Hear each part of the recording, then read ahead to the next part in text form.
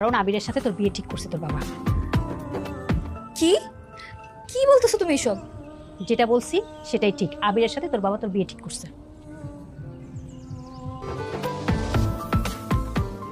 তুমি এভাবে হাসছো কেন? দুলা ভাই, আপনি তো ছক্কা মেরে দিছেন। কিসের ছক্কা? আমার বাবা ভেবেছে আপনি তার বন্ধুর ছেলে, আর তার বন্ধুর ছেলের সাথে নাকি আমার বিয়ে হবে। এখন হিসাব অনুযায়ী আপনার সাথে আমার বিয়ে হবে। বিয়ে মানে কি বলছো তুমি এসব? জি, ঠিকই বলছি। আচ্ছা দুলা ভাই, আপনার সাথে যদি আমার বিয়ে হয় তাহলে কি বিয়ের পর আপনি আমাকে কিছুই বলতে হবে না, আপনি সময় পেলে সব জানতে পারবেন। আপনার তো এখন আর রেহাই নাই দুলা ভাই। কি করবেন আপনি এখন?